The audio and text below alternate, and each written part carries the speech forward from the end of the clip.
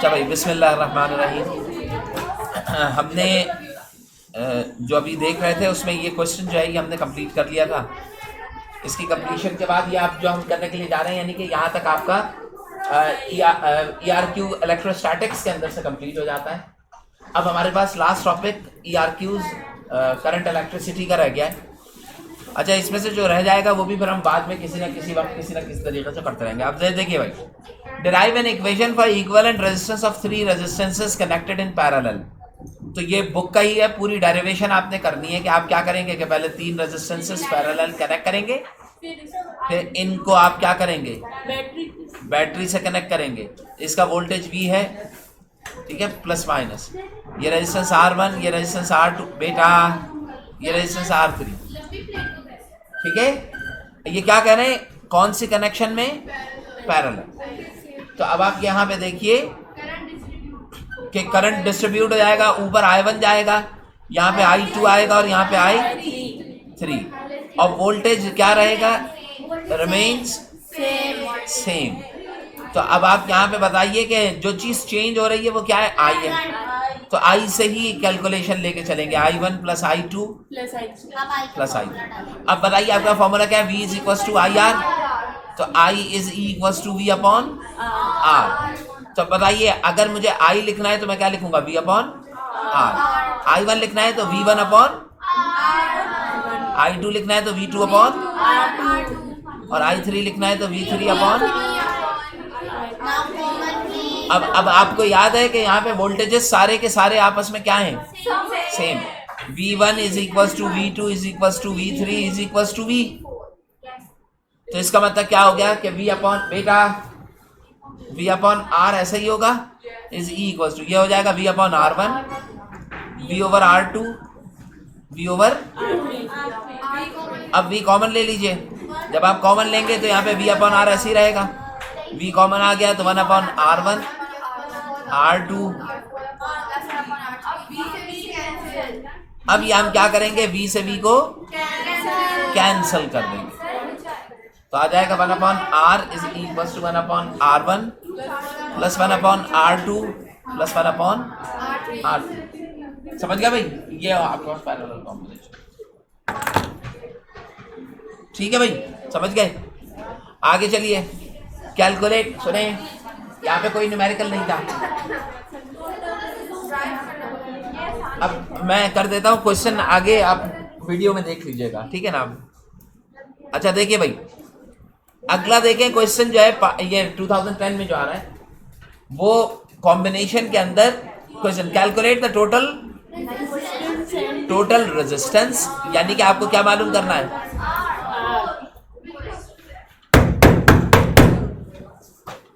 आपको total resistance R find out करनी है। Amount of current passing through the given circuit, इस circuit में से कितना करंट यहां से निकला, I। आपने I मालूम करना है और इक्विवेलेंट रेजिस्टेंस मालूम। सीरीज कॉम्बिनेशन में रेजिस्टेंस R जो होगी वो R1 प्लस, तो ये हो जाएगा 1.5 प्लस 2.5, तो ये हो जाएगा 4 ओम। उल्टा है इसमें, ये याद रखिएगा, कैपेसिटर और रेजिस्टर एक दूसरे से रिवर्स है। अच्छा भाई, अब आपने क्या चीज चाहिए आपको, I। तो आपका फॉर्मूला क्या है, V is equal to IR। तो I is equal to V upon, तो V कितना है और R कितना है, कितना आएगा ये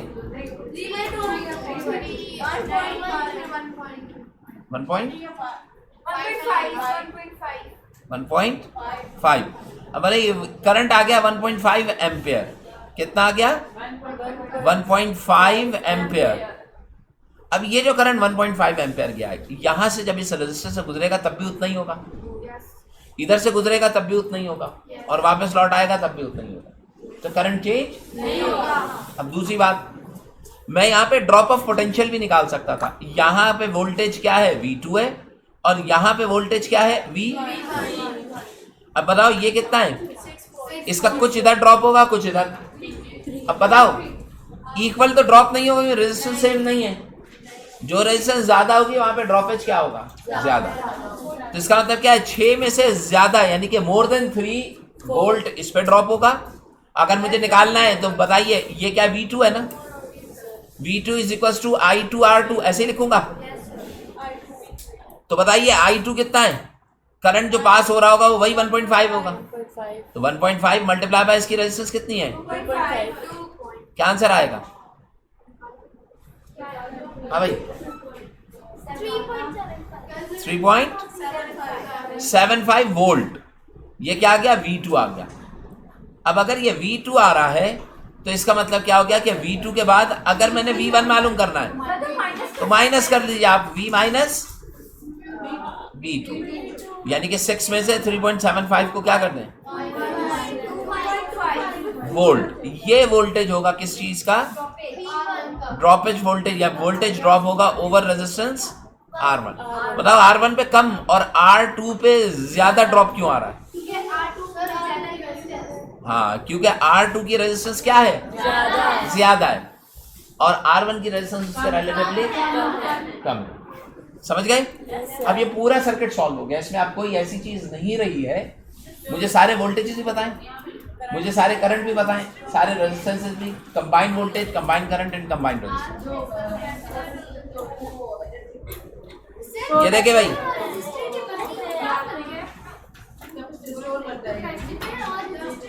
कैपेसिटर चार्जेस को स्टोर करता है, करंट को फ्लो होने नहीं देता। रेजिस्टेंस भी करंट को फ्लो होने नहीं देता, लेकिन कैपेसिटर स्टोरेज के लिए इस्तेमाल होता है चार्जेस, जबकि रेजिस्टेंस क्या करता है कि करंट जो फ्लो हो रहा होता है उसको अपोज करता है, गुजार देता है, अपने पास जमा करके नहीं रखता है। रेजिस्टेंस ऑफर करेगा, दूसरी तरफ से निकल जाएगा है। ये मेरी रिक्वायरमेंट पे, मैं किस जगह किसको इस्तेमाल करना चाह रहा हूं। अगर मुझे कहीं पर चार्जेस को स्टोर करके बाद में फ्लो कराना है तो कैपेसिटर यूज करूंगा, और मैंने कहीं पे अगर पोटेंशियल को ड्रॉप कर देना है और स्टोर नहीं करना है, हाँ, तो डिपेंड करता है ना कि जो रिक्वायरमेंट होगी उसके रिलेटिवली इसको इस्तेमाल करना है। अब देखिए भाई, ये कह रहे हैं कि भाई ये कोई डिवाइस थी, उस डिवाइस से ये वोल्ट मीटर कनेक्ट किया गया, ये 2 तार थे वोल्ट मीटर के। तुम जानते हो जब डिवाइस से ये वोल्ट मीटर कनेक्ट किया गया होगा, सपोज ये पंखा था, ठीक है, पंखा इस बैटरी से चल रहा था, एक तार इधर लग गया और एक तार इधर लग गया, ये लो पोटेंशियल है और ये हाई पोटेंशियल, चल रहा है पंखा। मुझे जब इसका वोल्टेज फाइंड आउट करना होगा तो मैं इसके पॉजिटिव को यहां से उठाऊंगा, पंखे के ये पॉजिटिव वाले हिस्से पे लगाऊंगा, समझे, और इसके नेगेटिव को यहां से उठाऊंगा और इसके नेगेटिव वाले पे लगाऊंगा। यानी कि ये पॉजिटिव और नेगेटिव के दरमियान पंखे का ड्रॉप ऑफ पोटेंशियल कितने वोल्ट दे रहा है, 6। कितना आ रहा है ड्रॉप ऑफ पोटेंशियल, 6। इसका मतलब क्या है, ड्रॉप ऑफ पोटेंशियल अगर 6 हुआ तो बैटरी भी कितने वोल्ट की हुई, 6। तो बैटरी भी कितने वोल्ट की है, 6। अब इसी तरीके से अगर यही पंखा अभी भी चल रहा था और मुझे इसका क्या चाहिए, करंट, तो बताइए ये पॉजिटिव है, ये नेगेटिव टर्मिनल है, ये नेगेटिव टर्मिनल यहाँ पे जोड़ दिया और पॉजिटिव टर्मिनल यहाँ पे जोड़ दिया। अब अगर मुझे एमीटर लगाना है तो मैं यहाँ पे डायरेक्टली यूं एमीटर कनेक्ट कर दूंगा, यानी कि इसका एक वायर लिया, यहां से इसको ब्रेक किया, इसका एक वायर लेके इधर लगाया और दूसरे वायर को इसके साथ ही लाइन में लगा दिया। ये हमेशा कनेक्ट किया जाता है सीरीज और ये हमेशा कनेक्ट किया जाता है पैरेलल। रीडिंग क्या आ रही है, 2 एम्पियर, तो वोल्टेज भी आ गया, करंट भी आ गया नहीं।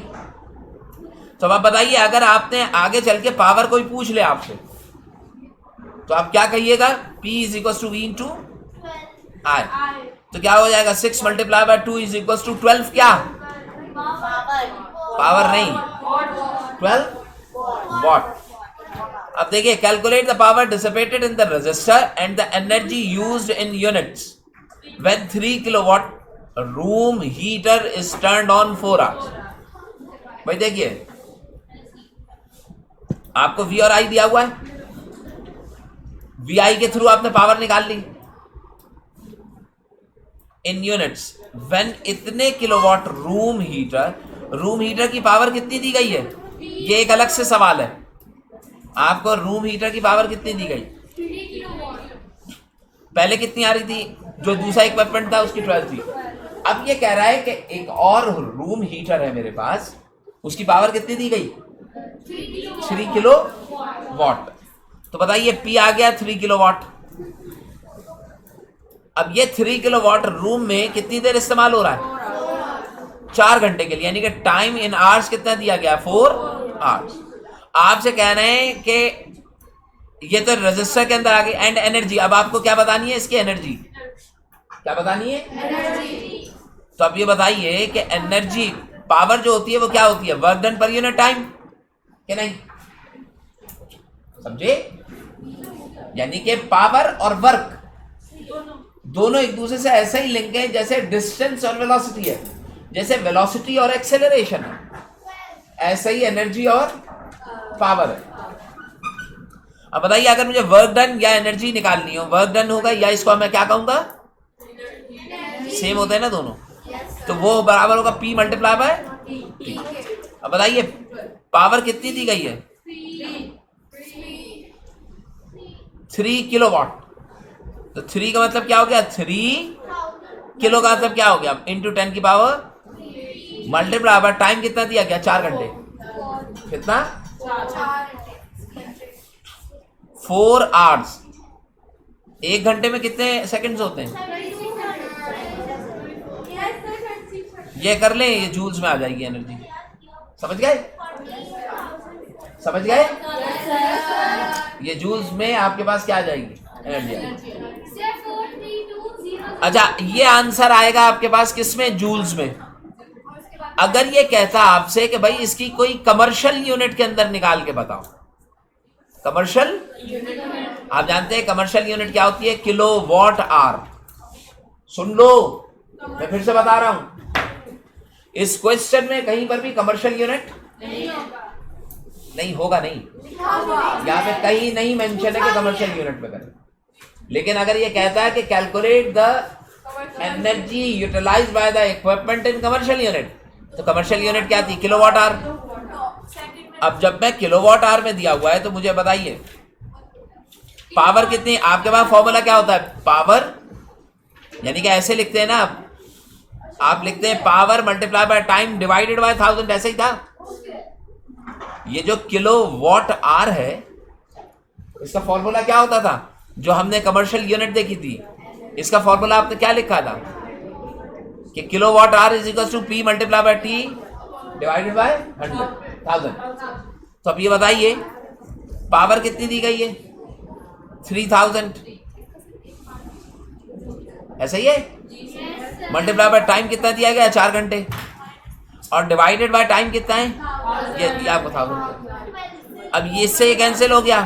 3 4 12 किलोवाट आवर। बताइए ये 12 किलोवाट आवर और यहां पे जो आंसर आया है, ये दोनों रीडिंग्स क्या हैं? मैग्नीट्यूड ऑफ एनर्जी सेम होंगे, क्योंकि यूनिट लाइक मैं अगर कहता हूं कि एक स्टिक जो है उसकी लेंथ 1 मीटर है और दूसरा बच्चा ये कहता है कि इसकी यूनिट जो है वो 100 सेंटीमीटर है, तो बात एक ही हुई ना। जबकि वैल्यूज देखो तो बिल्कुल मुख्तलिफ। क्यों? क्योंकि यूनिट्स मुख्तलिफ। समझ गए? तो इसका मतलब क्या है? ये भी उतनी ही एनर्जी है जितनी एनर्जी तुमने यहां पर कैलकुलेट की। कितनी? ग्रेट, जबरदस्त मेरा बेटा। क्या? 4320 और फिर आगे 5 ठीक है। अब इसका मतलब क्या हो गया? 4320 और फिर आगे 5 0 कहते तो ऐसे कर लेना ना तुमको बात कर। ठीक है। अच्छा आप सुने सुने, अब आप एक चीज ये देखिए कि ये जो आंसर आया है जूल्स में, ये एक बहुत बड़ी वैल्यू है, जबकि इसको किलोवाट आवर में आंसर क्या दे रहा है सर? ये फायदा होता है इस यूनिट का कि आपका मैग्नीट्यूड एनर्जी के रिलेटिवली क्या हो जाता है? रिड्यूस। सर अगर आप कोई सॉल्यूशन कर रहे हो तो फॉर्मूला लगाकर उनको बताना जरूरी है। बता देंगे तो इसका मतलब क्या है कि आप एक्सप्लेन कर पाएंगे पूरा। इन द गिवन सर्किट है what is the potential difference across 3। ये कह रहा है इस सर्किट के अंदर आपने पोटेंशियल डिफरेंस कहाँ बताना है? एक इस जगह पे बताना है कितना आ रहा है। अगर ये रेजिस्टेंस R1 है तो मुझे क्या मालूम करना है? V1। और अगर ये R2 है तो मुझे क्या मालूम करना है? V2। यानी कि इसके अक्रॉस पोटेंशियल डिफरेंस है, तो आप जानते हैं ये वाला वोल्टेज डिस्ट्रीब्यूट होगा। अच्छा, मेरे लिए आसानी हो जाती है अगर दोनों रेजिस्टेंसेस सेम होते। अभी बताइए, एक रेजिस्टेंस दूसरे की डबल है तो वोल्टेजेस भी डबल होंगे। अब लेकिन होंगे कैसे, ये अभी करके देखेंगे। 18 ये टोटल वोल्टेज। अब मैंने क्या करना है, V1 V2 मालूम करना है। जब भी सीरीज पैरेलल कॉम्बिनेशन में रेजिस्टेंस के सर्किट को सॉल्व करते हैं, सुन लें, पहले सारे इक्विवेलेंट निकाल लेते हैं। क्या इक्विवेलेंट जो होते हैं वो सारे कैलकुलेट करने हैं। भाई देखिए, इक्विवेलेंट वोल्टेज कितना है? अच्छा, इक्विवेलेंट रेजिस्टेंस निकालो, R is equal to R1 plus R2। कितना हुआ? 3 प्लस 6 यानी कि 9 ओम। ले भाई, ये इक्विवेलेंट रेजिस्टेंस भी आ गया। अब तीसरी चीज जो यहां से चलेगी वो क्या होगा? करंट। तो इक्विवेलेंट करंट भी निकालो, I V is equal to I R, I is equal to V upon voltage कितना है? 18 और ये क्या है? 9। कितना आंसर आया? 2 एम्पेयर। ये कितने एम्पेयर आया? 2 एम्पेयर। तो बताइए भाई, तीनों चीजें इक्विवेलेंट पता लग गई? Yes sir. अब इंडिविजुअल निकालें। अब इंडिविजुअल निकालना आसान हो जाएगा। देखो भाई कैसे, जब करंट यहां से 2 एम्पेयर आया है तो इससे भी कितना गुजरेगा? 2 एम्पेयर। और इससे भी कितना गुजरेगा? 2 एम्पेयर। सही। यहां पर 2 एम्पेयर, यहां पर भी 2 एम्पेयर, इसकी रेजिस्टेंस है। मुझे क्या मालूम करना है? और पहले V1 मालूम कर लेते हैं। बताइए भाई, V1 का फॉर्मूला क्या है? V is equal to IR। तो V1 is equal to I1 R1, और V2 मालूम करना होगा तो I2। अब इस वाले केस में देखें, यहां से जब आप गुजर रहे थे तो आपके पास करंट कितना था? 2 एम्पेयर। और रेजिस्टेंस कितनी थी? तो यहां पे क्या लिखूंगा? 2 मल्टीप्लाई बाय 3। कितना आया? 6 वोल्ट। और यहां पे क्या आ रहा है? 6 मल्टीप्लाई बाय 2। कितना आया? बताइए, क्या एक दूसरे के डबल नहीं है ये? तो देखिए, चूंकि रेजिस्टेंसेस भी डबल थी तो वोल्टेजेस भी क्या आ रहे हैं? और जब तुम इन दोनों को ऐड करते हो तो आंसर क्या आता है? यही आ जाता है। हो गया सॉल्व? समझ में आई बात? जरा देखें, name the type of the circuit given below and describe all the component. अब ये बताइए, सर्किट 2 तरह के होते हैं। बिल्कुल, ग्रेट, जबरदस्त। एक सर्किट कौन सा होता है? ओपन। और एक क्या होता है? क्लोज। क्लोज्ड सर्किट, सुनिए, क्लोज्ड सर्किट वो होगा जिसमें बल्ब जल रहा हो, जिसमें करंट को वापस आने का कंप्लीट पाथ मिल जाए। लेकिन अगर कहीं पे कंप्लीट पाथ ना हो तो फिर वो सर्किट क्या कहलाता है? ओपन। तो बताइए, स्विच ओपन है तो सर्किट भी क्या होगा? Open. And describe all the component. ये क्या चीज है भाई? बल्ब। बल्ब। ये जो है ये स्विच है। ये क्या है? नहीं, ये सेल है। बैटरी के लिए, सुनो, इसको बैटरी बनाना है ना, आप क्या करें, सुने, एक और लगा दीजिए। अब ये बन गई बैटरी, वरना पहले क्या है? ये सेल। ये क्या है? इसको क्या कहेंगे? गैप। सुने हैं?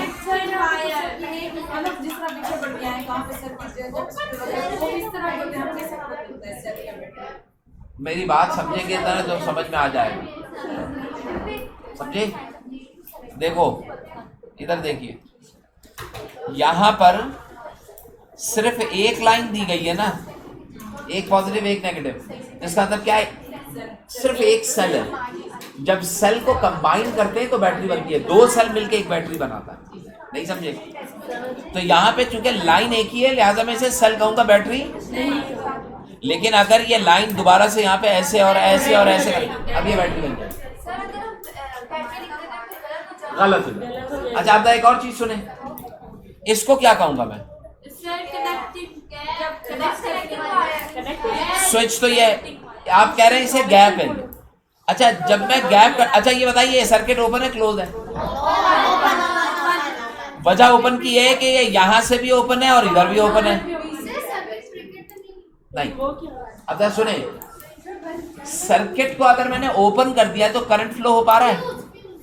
सुन तो लो, सर्किट को अगर हमने ओपन कर दिया तो करंट फ्लो हो पा रहा है? अभी बताइए, करंट का फ्लो जीरो करने के लिए रेजिस्टेंस क्या देनी पड़ेगी? मैक्सिमम। ये याद रखें कि अगर मैं तार को तोड़ दूं तो इसका मतलब क्या है कि इसकी रेजिस्टेंस क्या हो जाती है? इनफिनिटी। यानी कि इनफाइनाइट रेजिस्टेंस के लिए आप ये वाली शेप यूज करते हैं। किस चीज के लिए? इनफाइनाइट रेजिस्टेंस के लिए ये सिंपल यूज किया जाता है कि यहाँ पे अगर इनफाइनाइट, इसका मतलब तार को काट दिया आपने, किसी हद तक गैप भी कह सकते हैं आप, गैप भी गलत नहीं होगा। लेकिन इस क्वेश्चन से क्या समझ में आता है जानते हैं? करंट इलेक्ट्रिसिटी में किसी खास पेज पे, सुन रहे हैं, करंट इलेक्ट्रिसिटी में किसी पर्टिकुलर पेज पे तमाम इलेक्ट्रिकल इक्विपमेंट की तस्वीरें भी बनी है और उनके नाम भी लिखे हुए। टेबल है ना, वो नाम और तमाम चीजें आपके जहन में होनी चाहिए, कभी भी पूछ सकते हैं। वेरिएबल रजिस्टर क्या होगा? वेरिएबल कैपेसिटर कैसे बनेगा? थर्मिस्टर कैसे ड्रॉ करेंगे? कंडक्टर कैसे बनेगा? रेजिस्टेंस कैसे बनेगी? ये सारी चीजें धीमी है, उसमें पढ़ना है। वोल्ट मीटर कैसे शो किया जाएगा? एमीटर कैसे शो करेंगे? समझ रहे? आगे चलिए। Infinite resistance.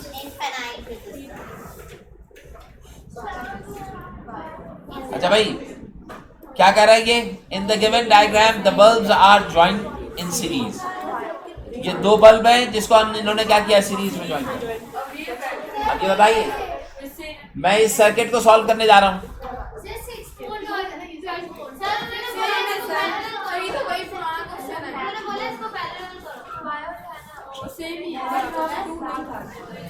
देखें, अब आपसे क्या कह रहे हैं? Show the parallel combination. इस बल्ब का कॉम्बिनेशन पैरेलल में शो करें।